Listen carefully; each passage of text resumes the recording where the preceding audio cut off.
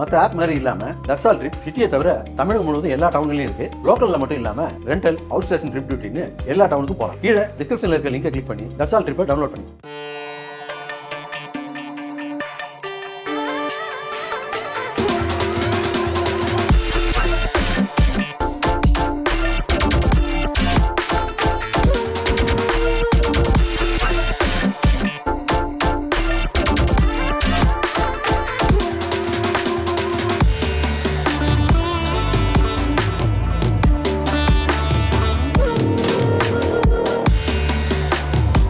நம்ம தொடர்ந்து நம்ம பயணத்தில் சொல்லிகிட்டே வரக்கூடிய விஷயம் என்னென்னா, இயற்கை நிறைந்த இடங்களில் போய் குப்பை போடாதீங்க அப்படின்னு சொல்லிட்டு.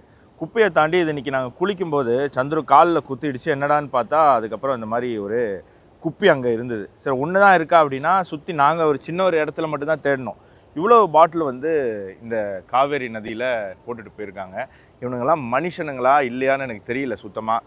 இதனால தான் நம்ம என்ன சொல்கிறோம், இந்த தேசபக்தி, ஊர் பக்தியெல்லாம் ஏன் வேணும்னு சொல்கிறோம் அப்படின்னு சொன்னால், அதெல்லாம் இருந்தால் தான் இப்போ நம்ம வீடை நம்ம சுத்தம் வச்சுக்கிறோம்ல, அது மாதிரி நம்ம நாட்டையும் நம்ம ஊரையும் நம்ம சுத்தமாக வச்சுக்கணும்னா இந்த தேசபக்தி, ஊர் பக்தியெல்லாம் ரொம்ப முக்கியம். இதை தான் இந்த கோமாளி கம்யூனிஸ்டுகள்லாம் கிண்டல் பண்ணிகிட்டு இருக்காங்க. இப்படி கிண்டல் பண்ணி ஒரு பெரிய தலைமுறைக்கு வந்து சொந்த ஊர் மேலே இருக்கக்கூடிய பற்றை நீக்கினதுனால தான் இந்த மாதிரி குப்பை போடுறதுக்கெலாம் அவனுக்கு தைரியம் வருது. இன்னொன்று சொல்கிறேன், அசாமில் இப்போ சமீபத்தில் தேர்தல் நடக்க போகுது இல்லையா, அங்கே முதலமைச்சர் ஆகணும்னு ஆசைப்படக்கூடிய காங்கிரஸ் கட்சியினுடைய முதல்வர் வேட்பாளராக இருக்கக்கூடிய ராகுல் காந்தியினுடைய ஃப்ரெண்டு கோகோய், அவருடைய பசங்க 3 பேருக்கு இந்தியன் சிட்டிசன்ஷிப்பை ரத்து பண்ணி அவர் வெளிநாட்டில் சிட்டிசன்ஷிப் வாங்கியிருக்காரு. இந்த மாதிரி இருக்கக்கூடிய அரசியல்வாதிகளுக்கு நம்ம நாட்டை கொடுத்தா அவங்க இங்கே வாழவே போகிறது கிடையாது. அவங்க எங்கேயோ போய் வாழ போகிறாங்க, என்னமோ பண்ண போகிறாங்க. இந்த நாடு எக்கேறு கட்டு போனால் என்ன அப்படிங்கிற மனநிலையில் தான் அவங்க ஆட்சி பண்ணுவாங்க. பாகிஸ்தானில் இருக்கக்கூடிய அத்தனை அரசியல்வாதியும் இராணுவ தளபதியும் சொத்தை எங்கே வச்சுருக்காங்கன்னா யூரோப்பில் வச்சுருக்காங்க. அதனால் பாகிஸ்தான் எப்படி போனாலும் பரவாயில்ல, நம்ம பார்க்குறோம் பாகிஸ்தானுக்கு என்ன ஆகுதுன்னு. ஸோ இது ரொம்ப சின்ன ஒரு இஷ்யூ கிடையாதுங்க, இது நாட்டுக்கே ஆபத்தாக மாறக்கூடிய ஒரு விஷயம்தான். தேசபக்தி, ஊர் பக்தி அப்படிங்கிறது நம்ம ஊர் மேலே நமக்கு பாசம் வேணும் அப்படிங்கிறது ரொம்ப முக்கியமான ஒரு விஷயம். முன்னாடியெல்லாம் ட்ராவல் அப்படின்னு சொன்னாலே வண்டி செலவு, பெட்ரோல் செலவு, அதுக்கப்புறம் வந்து முக்கியமாக நம்மளை இரிட்டேட் பண்ணுற ஒரு விஷயம் அப்படிங்கிறது டோல்கேட்டு தான். டோல்கேட்டுக்கு ஒரு செலவு பண்ணணுமா அப்படிங்கிற ஒரு எரிச்சல் நமக்கு இருக்கும். ஆனால் தற்பொழுது மத்திய அரசு வந்து என்ன பண்ணியிருக்கு அப்படின்னா, ராஜ்மார்க் யாத்ரா அப்படிங்கிற ஒரு திட்டத்தின் கீழே நீங்கள் 3000 ரூபாய்க்கு ரீசார்ஜ் பண்ணிங்க அப்படின்னு சொன்னால் கிட்டத்தட்ட 200 முறை டோல்கேட்டை நீங்கள் கடந்து போகலாம். இந்த சராசரியாக 100 ரூபா, இதுக்கு முன்னாடி நீங்கள் 100 ரூபா ஒரு டோல்கேட்டில் செலவு பண்ணுறீங்கன்னு வச்சுப்போமே ஆவரேஜாக, 200 தடவை நீங்கள் டோல்கேட்டை கடக்குறீங்க அப்படின்னா 20,000 ரூபா செலவாயிருக்கும். ஆனால் தற்பொழுது அது வரும் 3000 ரூபாவில் ஒரு ஆண்டுக்குள்ளே நீங்கள் 200 தடவை எந்த டோல்கேட்டுக்கு வேணாலும் போயிட்டு வரலாம். இது முழுக்க நேஷனல் ஹைவேல இருக்கக்கூடிய டோல்கேட். இது எப்படி சாத்தியமாகுது அப்படின்னா, எனக்கு பின்னாடி இருக்கக்கூடிய டோல்கேட்டில் பாருங்களேன், ஜஸ்ட்டு கேமரா மட்டும்தான் இருக்குது. கீழே வந்து அந்த பாக்ஸில் ஆளெல்லாம் உட்காந்து கம்ப்யூட்டரில் அடிச்சுட்டு இருப்பாங்க இல்லையா, அதெல்லாம் இல்லை. அதெல்லாம் இப்போ கொஞ்சம் கொஞ்சமாக ரிமூவ் பண்ணிகிட்டு இருக்காங்க. ஸோ அந்த பணத்தை நம்ம திருப்பி மக்களுக்கு கொடுப்போம் அப்படின்னு சொல்லி இந்த ஒரு விஷயத்த மோடி அரசு கொண்டு வந்திருக்கு. இன்னும் தமிழ்நாடு ஸ்டேட் கவர்மெண்ட்டில் அது வரலை. தேர்தல் வருது, நீங்கள் தமிழ்நாடு அரசியல் கட்சிகளுக்கு அந்த அழுத்தத்தை கொடுத்து ஸ்டேட் ஹைவேலையும் மோடி கொண்டு வந்த ராஜ்மார்க் திட்டம் மாதிரி ஒன்று கொண்டு வாங்க. எல்லாம் ஸ்டிக்கர் ஒட்டுறீங்கல்ல, இதையும் ஒரு ஸ்டிக்கர் ஒட்டி கொண்டு வாங்க அப்படிங்கிறத நீங்கள் டிமாண்டாக வைங்க.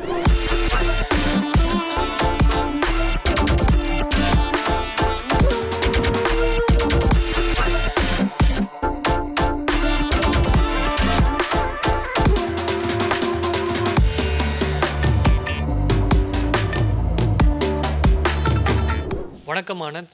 வணக்கம் அபினவ். மீண்டும் உங்கள் பயணத்தை வந்து தொடங்கியிருக்கீங்க. இப்போ எங்கே இருக்கீங்க, என்ன நிலவரம்? கங்கை கொண்ட சோழபுரத்தில் இருக்கேன். அதாவது சமீபத்தில் கூட நம்ம பார்த்தோம், திருமாவளவன் அவர்கள் நம்ம சோழர்களை பற்றியெல்லாம் எவ்வளோ கேவலமாக பேசினார் அப்படின்னு சொல்லி. இதற்கு காரணம் என்ன அப்படின்னு சொன்னால், திருமாவளவன் போன்ற அரசியல்வாதிகள் என்ன சொல்கிறாங்கன்னா, இந்தியா ஒரு நாடு கிடையாது, இது பல நாடுகளினுடைய ஒரு கூட்டமைப்பு அப்படின்னு சொல்கிறாரு. ஆனால் நம்ம முன்னோர்கள் பாருங்களேன், சோழர்கள் பாருங்கள், குறிப்பாக அவங்க தமிழ்நாட்டு சுற்றி இருக்கக்கூடிய பகுதிகளை தான் பெருவாரியான நேரங்களில் ஆட்சி பண்ணியிருக்காங்க. அவங்க வந்து இந்தோனேஷியா வரைக்கும் போயிருக்காங்க, அது வேறு விஷயம். பட் பெருவாரியாக அவங்களுடைய ஆட்சி அப்படிங்கிறது தமிழ்நாட்டின் மையமாக தான் இருந்திருக்கு. ஆனால் காவேரி எந்த அளவுக்கு நம்ம மதிக்கிறோமோ அந்த அளவுக்கு நமக்கு கங்கையும் புனிதமானது அப்படிங்கிறதுனால என்றைக்குமே இந்த காவேரி கங்கை இணைக்கணும் அப்படிங்கிற அந்த விஷயத்தில் அவங்க வந்து மிக தீவிரமாக இருந்தாங்க.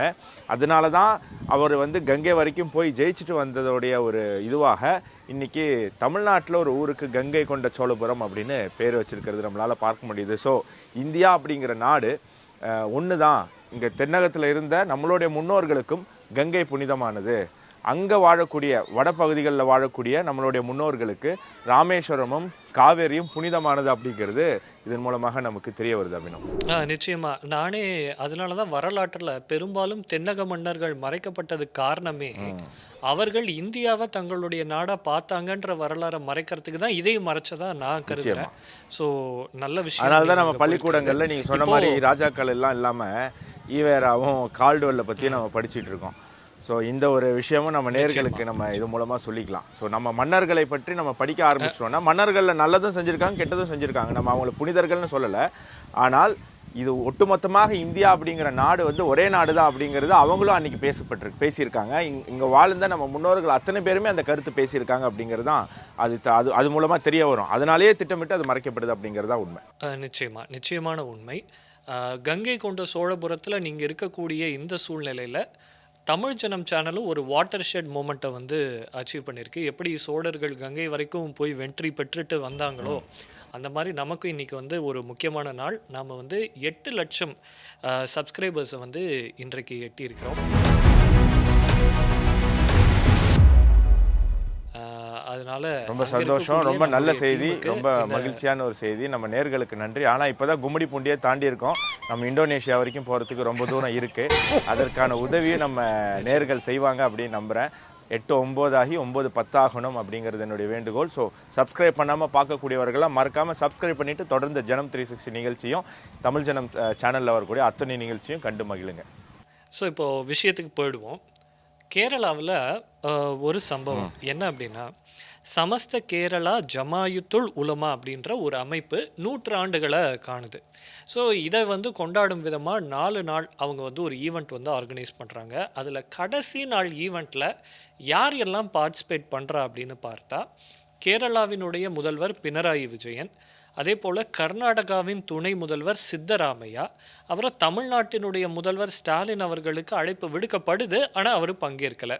ஆனால் இந்த கூட்டத்தில் இவர்கள் பங்கேற்றது ஒரு சர்ச்சையை வந்து ஏற்படுத்தியிருக்கு. அதை பற்றி நீங்கள் என்ன நினைக்கிறீங்க? அதாவது சமஸ்தா அப்படிங்கிற இயக்கத்தை பற்றி முதல்ல தெரிஞ்சுக்கோங்க. அந்த இயக்கம் வந்து ஒரு இஸ்லாமிய அடிப்படைவாத இயக்கம், இஸ்லாமிய பயங்கரவாதத்தை ப்ரமோட் பண்ணக்கூடிய ஒரு இயக்கம் அப்படின்னு நம்ம சொல்லலாம். ஆனால் லிபரல் அப்படிங்கிற ஒரு போர்வையில் அது இயங்கிட்டு இருக்கு. ஏன் அதை வந்து ஒரு இஸ்லாமிய பயங்கரவாதத்தை போதிக்கிற ஒரு இயக்கம் அப்படின்றதுக்கு சில உதாரணம் சொல்கிறேன். அந்த கட்சியை யார் விமர்சனம் செய்தாலும் அவர்களுடைய கை வெட்டப்படும் அப்படின்னு அந்த இயக்கத்தை சார்ந்தவர் பேசி ஜனவரி 14, 2024 அவர் மேலே எஃப்ஐஆர் வழக்கு பதிவு செய்யப்பட்டிருக்கு. அதே மாதிரி பெண்கள், இஸ்லாமிய பெண்கள், ஹிஜாப் அணியாத இஸ்லாமிய பெண்களை ரொம்ப தரைக்குறைவான ஒரு லூஸு அப்படின்னு சொல்லி இன்னொரு வார்த்தை வரும். அப்படிப்பட்ட ஒரு வார்த்தையை மலையாளத்தில் அந்த சமஸ்தா அந்த இயக்கத்தினுடைய தலைவர்கள் பயன்படுத்தி ஜனவரி 6, 2024 அது மிகப்பெரிய சர்ச்சையாகுது. அதற்கப்புறம் ஒரு பள்ளிக்கூடத்தில் அந்த சமஸ்தா இயக்கத்தை சார்ந்த ஒரு டீச்சர் பள்ளிக்கூடத்தில் அந்த இஸ்லாமிய மாணவர்களுக்கு நீங்கள் வந்து ஓணமை செலிப்ரேட் பண்ணிங்கன்னா, ஓணம் நிகழ்ச்சியை நீங்கள் போய் உங்கள் வீட்டு பக்கத்தில் இருக்கக்கூடிய ஹிந்துக்கள் நடத்துகிற ஓணம் பண்டிகையில் போய் நீங்கள் கலந்துக்கிட்டீங்க அப்படின்னா உங்களை ஸ்கூல்லேருந்து சஸ்பெண்ட் பண்ணிவிடுவோம் அப்படின்னு ஒரு டீச்சர் பேசி ஆகஸ்ட் 27, 2025 அந்த ஆண்டில் அந்த தேதியில் வந்து மிகப்பெரிய ஒரு சர்ச்சையை அவங்க கிரியேட் பண்ணியிருக்காங்க. ஓணம், பொங்கல் இதெல்லாம் வந்து ஒரு மதம் சார்ந்த பண்டிகை கிடையாது, இதெல்லாம் வந்து ஹார்வெஸ்ட் ஃபெஸ்டிவல் அப்படின்னு சில பைத்தியக்காரங்க சொல்கிறாங்கல்ல, அவங்களுடைய புரிதலுக்காக சொல்கிறேன். மற்ற மதத்தினர் ஓணத்தையும் பொங்கலையும் ஹிந்து பண்டிகையாக தான் பார்க்குறாங்க அப்படிங்கிறது நம்ம புரிஞ்சுக்கணும். அதை நம்ம தான் மறந்து போயிடும், நம்ம வந்து அதை மறந்துடக்கூடாது அப்படிங்கிறது நம்ம புரிஞ்சுக்கணும். அதே மாதிரி அந்த சமஸ்தா அப்படிங்கிற இயக்கத்தினுடைய மாணவர் அமைப்பு சமஸ்த கேரளா சுன்னி ஸ்டூடெண்ட்ஸ் ஃபெடரேஷன், நல்லா கேட்டுக்கோங்க, சமஸ்த கேரளா சுன்னி ஸ்டூடெண்ட்ஸ் ஃபெடரேஷன் அப்படிங்கிற அந்த அமைப்பு கேரளாவில் இஸ்லாமியர்கள் பெருவாரியாக இருக்கக்கூடிய மாவட்டங்கள் எல்லாம் சேர்த்து ஒரு மாநிலமாக, தனியான மாநிலமாக அறிவிக்கணும் அப்படின்னு ஒரு கோரிக்கையும் முன் வச்சிருக்கிறதெல்லாம் நம்ம பார்க்கணும். ஸோ இந்த மாதிரி ஒரு ரேடிக்கலைஸ்டான ஒரு இயக்கம், அந்த இயக்கத்தினுடைய நிகழ்ச்சியில் வெக்கமே இல்லாமல் கேரளாவினுடைய முதலமைச்சரும் கர்நாடகாவினுடைய துணை முதலமைச்சரும் போயிருக்காங்க அப்படிங்கிறது ஒரு மிகப்பெரிய ஒரு வருத்தத்தை ஏற்படுத்துது.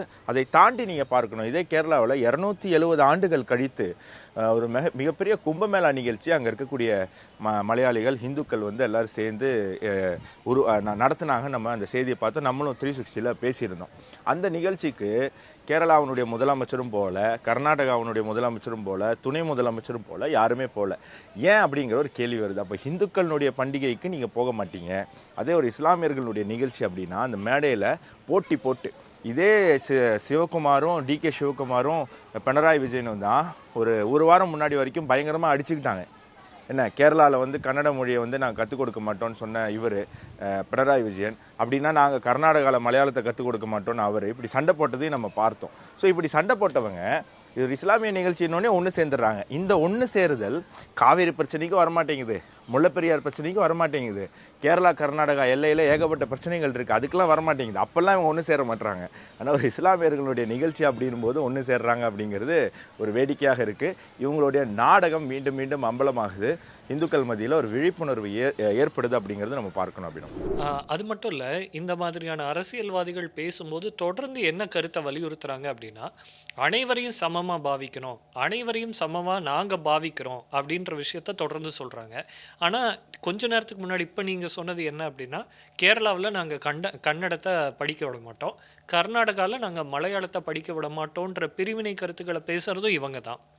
அதே மாதிரி இப்போ நீங்கள் சொன்ன மாதிரி இந்த பயங்கரவாதத்தை ஆதரிக்கக்கூடிய அமைப்பு நடத்தும் நிகழ்ச்சியில் போய் இது சமத்துவத்தை பரப்பக்கூடிய ஒரு அமைப்புன்னு பிரச்சாரம் பண்ணுறதும் இவங்க தான். ஸோ இவர்களுடைய ஐடியா அப்படின்றதே பிரிவினையை தூண்டி அதன் மூலமாக அரசியல் செய்கிறது மட்டும்தானோ அப்படின்ற ஒரு கேள்வி இல்லை. நிச்சயமாக அபினவ், அதாவது நீங்கள் ஒரு விஷயம் புரிஞ்சுக்கணும். தேசிய கல்விக் கொள்கை மூலமாக கேரளாவில் வாழக்கூடிய கன்னடர்கள் கன்னடம் கற்றுக்கிறதுக்கும், கர்நாடகாவில் வாழக்கூடிய தமிழர்கள் தமிழ் கற்றுக்கிறதுக்கும், தமிழ்நாட்டில் வாழக்கூடிய தெலுங்கர்களுக்கு தெலுங்கு கற்றுக்கிறதுக்கு ஒரு வாய்ப்பு ஏற்படுத்தி தந்தால் அது பாசிச போக்கு. ஆனால் என் மாநிலத்தில் ஓ மொழியை கற்றுக்க விட மாட்டேன், ஓ மாநிலத்தில் ஏன் மொழியை கற்றுக்க விட மாட்டேன்னு உங்கள் மாநிலமே வேணாம், எனக்கு தனியாக ஒரு மாநிலம் வேணும்னு ஒரு கூட்டத்தினுடைய மேடையில் போய் உட்காந்து நீங்கள் 2 பேரும் கை கோர்த்து சிரித்து பேசுகிறீங்க. எவ்வளோ ஒரு ஹிப்போக்ரிட்னு நீங்கள் பார்க்கணும். இதெல்லாம் வந்து கொஞ்சம் உணர்வு இருக்கக்கூடிய மக்களுக்கு பார்த்தாலே இவங்கெல்லாம் எவ்வளோ பெரிய தில்லாலங்கடி அப்படிங்கிறது புரியும். அது மட்டும் கிடையாது, பிரியங்கா காந்தி ஒரு நிகழ்ச்சியில் சொல்கிறாங்க, நீங்கள் தான் எங்களுக்கு ரொம்ப முக்கியமானவங்க. இதே சம்ஸ்தாவுடைய ஒரு மேடையில் பேசுனதான் நினைக்கிறேன், இந்தியன் யூனியன் முஸ்லீம் லீகோ சம்ஸ்தாவோ ஏதோ ஒரு இஸ்லாமிய அமைப்பு மேடையில் பேசுகிறாங்க. நீங்கள் தானே எங்களுக்கு ரொம்ப முக்கியமானவங்க, உங்களை நாங்கள் வந்து ரொம்ப எங்களுக்கு நீங்கள் ரொம்ப செல்ல பிள்ளைகள் அப்படிலாம் பேசுகிறாங்க. அதே ஜமாத் இஸ்லாமியினுடைய தலைவர்கிட்ட ஒரு இன்டர்வியூவில் கேட்குறாங்க, அதே முஸ்லீம் சேனலில் அல் ஜசீரா நடத்த அந்த சேனலில் ஒரு இன்டர்வியூவில் கேட்குறாங்க, உங்கள் சமஸ்தா இயக்கத்தில் உங்கள் ஜமாத்தி இதில் வந்து பெண்களுக்கு வாய்ப்பு தருவீங்களான்னா அவர் தரவே முடியாதுங்கிறார். புரியுதா உங்களுக்கு? பெண்களுக்கான ரெப்ரசன்டேஷனே கிடையாது. அல்லாஹ் ஒவ்வொருத்தரை ஒவ்வொரு விஷயத்துக்காக படைச்சிருக்காரு, இந்த விஷயம் பெண்களுக்கு இது லாய்க்கு இல்லை அப்படிங்கிற மாதிரி அவர் பேசுகிறார். ஸோ இது வந்து எந்த மாதிரியான ஒரு ஹிப்போக்ரைட் அப்படிங்கிறது நம்ம புரிஞ்சுக்கணும். இது மக்களுமே புரிஞ்சுப்பாங்க அப்படிங்கிறது எனக்கு தோணுது. நம்ம இதெல்லாம் பேசுகிறதுனால நீங்கள் இஸ்லாமிய விரோதிகள் அப்படின்னு சில பேர் முத்திரை குத்தலாம். பட் அது கிடையாது. இஸ்லாமிய மதமும் தேசிய நீரோட்டத்தில் அதில் வந்து அவங்களும் இணையணும்.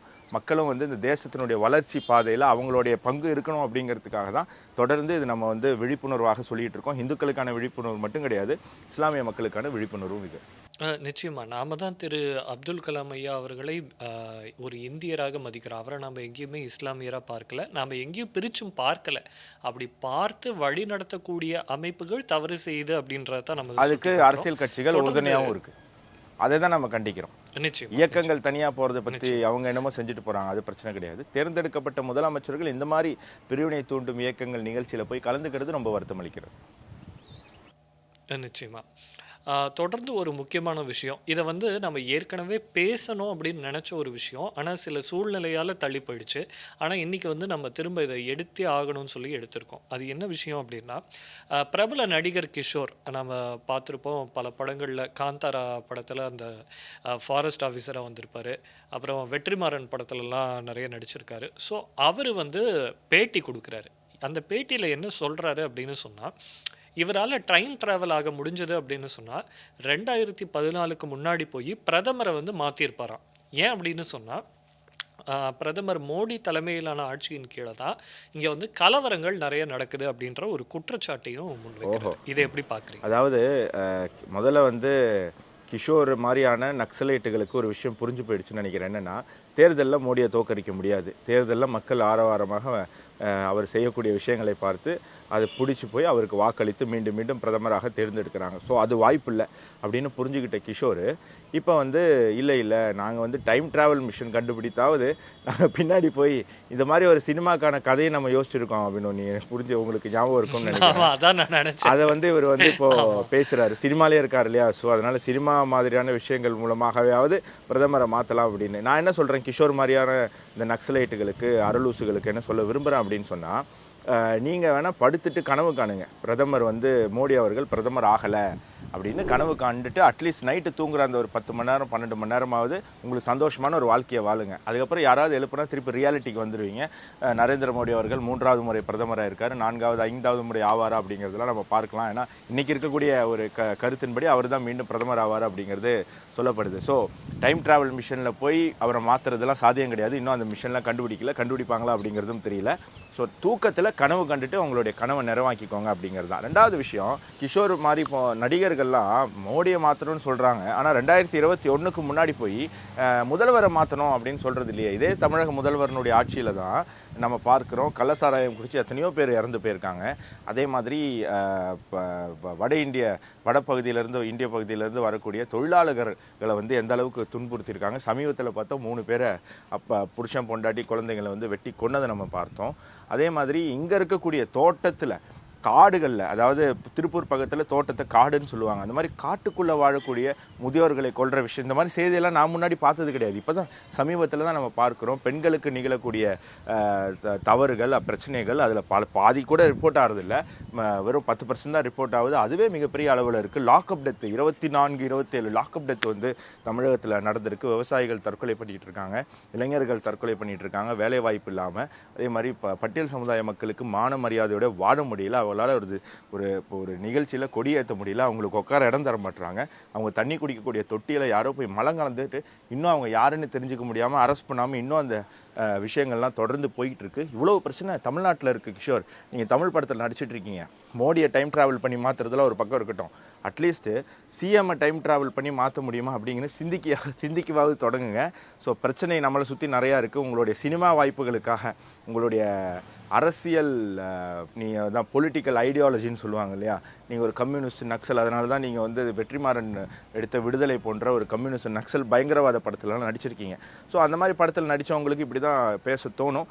அது வந்து நிஜமாக போகிறது கிடையாது. பிரதமரை மாற்றணுன்னா மக்கள் தான் வாக்களிக்கணும். அந்த மக்களை போய் சந்தித்து இழந்து போன கம்யூனிஸ்ட் கட்சிகள் இயக்கங்கள் மேலே மக்களுக்கு போன நம்பிக்கையை மீண்டும் பெறுவதற்கான முயற்சியில் ஈடுபடுங்க. ஷார்ட்கட்லாம் தேடாதீங்க. இந்த டைம் ட்ராவல் மிஷின் அது இதெல்லாம் தேடி சோம்பேறியாக இருக்காதீங்க. புத்துணர்ச்சியோடு போய் வேலை செய்யுங்க களத்தில். நிச்சயமா. அதே போல் இப்போது ஒருவர் நமக்கு பிடிக்கலை அப்படின்னா அது தவறு கிடையாது. ஏன்னா அவங்க செய்யக்கூடிய செயல்கள் நமக்கு பிடிக்கல, ஓகே, அது வந்து ஏற்றுக்கொள்ளக்கூடியது. எல்லாருக்குமே எல்லா செயல்களும் பிடிக்காது. ஆனால் ஒருத்தரை வந்து நம்ம விமர்சிக்கும் போது அந்த விமர்சனத்தில் நியாயம் இருக்கா அப்படின்றதையும் நம்ம கவனிக்கலாம் இல்லைங்களா. அந்த வகையில் நான் இவருடைய விமர்சனங்களை பார்க்கும்போது அது விமர்சனமாக எனக்கு தெரியல, வன்மமாக தான் எனக்கு தெரியுது. ஏன் அப்படி சொல்கிறேன் அப்படின்னு சொன்னால், கொஞ்ச நாளைக்கு முன்னாடி இந்த வாக்கு திருட்டு அப்படின்ற ஒரு பிரச்சாரம் மேற்கொள்ளப்பட்டுச்சு. அப்போது எலெக்ஷன் கமிஷனே வந்து விளக்கம் தராங்க எதனால் எந்தெந்த வாக்குகள் நீக்கப்பட்டிருக்கு அப்படின்னு சொல்லிட்டு. இவர்கள் ராகுல் காந்தி அவர்கள் வந்து சில ஆதாரங்கள் அப்படின்னு சொல்லிட்டு சில விஷயங்கள் சொன்னார் இல்லைங்களா, அது எல்லாமே போலியானவை அப்படின்றத எலெக்ஷன் கமிஷன் நிரூபிச்சிருச்சு. ஆனால் அந்த விஷயத்தை இவர் எடுத்து போட்டு இவர் என்ன சொல்கிறாரு அப்படின்னா, திருடப்பட்ட வாக்குகள் கொலைக்கு சமம்ன்றாரு. அதாவது இவரே டிக்ளேர் பண்ணிட்டார், எலெக்ஷன் கமிஷன் மக்களினுடைய வாக்குகளை பறிக்குதுன்னு எந்த ஒரு ஆதாரமும் இல்லாமல் இவரே டிக்ளேர் பண்ணிட்டார். இவருக்கு யார் அந்த உரிமையை கொடுத்தா அப்படின்னு நமக்கு தெரியல. அடுத்தது இந்தியா பாகிஸ்தான் இடையில் ஒரு ஃபைனல்ஸ் நடக்குது. T20 நினைக்கிறேன், நான் கிரிக்கெட்டை பெருசாக ஃபாலோ பண்ணுறதில்ல. ஆனால் அந்த மேட்சினோட ஃபைனல்ஸில் நமக்கு கப்பு கொடுக்காம போயிட்டாங்க. ஐ மீன் கப்பை வந்து பாகிஸ்தான்காரங்க தூக்கிட்டு போயிட்டாங்க. ஸோ அந்த மேட்சை பற்றி பிரதமர் மோடி அவர்கள் ஒரு ட்வீட் போடுறாரு. என்னென்னா, operation Sindoor on ground, result is the same அப்படின்ற மாதிரி ஒரு இது போடுறாரு. அதாவது இதுவும் ஒரு ஆப்ரேஷன் சிந்தூர் மாதிரி தான், இதுலேயும் வந்து இந்தியா தான் ஜெயிச்சிருக்குன்றத அவர் பதிவு போடுறாரு. ஸோ உடனே கிஷோர் அவர்கள் என்ன சொல்கிறாரு அப்படின்னா, அவருடைய வன்மத்தை இங்கேயும் கொட்டுறாரு. நீங்க வந்து ஒரு சீப் பாலிடிக்ஸ் வந்து ப்ளே பண்றீங்க. விளையாட்டு அப்படின்னா வெற்றியும் இருக்கும், தோல்வியும் இருக்கும். இதுலலாம் அரசியல் பண்ணுவீங்களா? அப்படின்ற மாதிரியான அனாவசியமான பதிவுகள போடுறாரு. இந்த பதிவு போடுவதற்கான அவசியம் என்னன்னே எனக்கு தெரியல. அதுவும் குறிப்பிட்டு சொல்றாரு, இந்த பஹல்காம் தாக்குதல்ல இறந்தவர்கள், அவர்கள வந்து நீங்க அவமானப்படுத்துறீங்கன்ற மாரியான கமெண்ட்ட இவரு போடுறாரு. ஆனா, இவருடைய இன்ஸ்டாகிராம் பதிவு, இந்த பதிவுக்கு கீழ யாரு தெரியுமா கமெண்ட் போடுறா? பாகிஸ்தானை சேர்ந்தவர்கள் கமெண்ட் போட்டு வாழ்த்து தெரிவிக்கிறாங்க.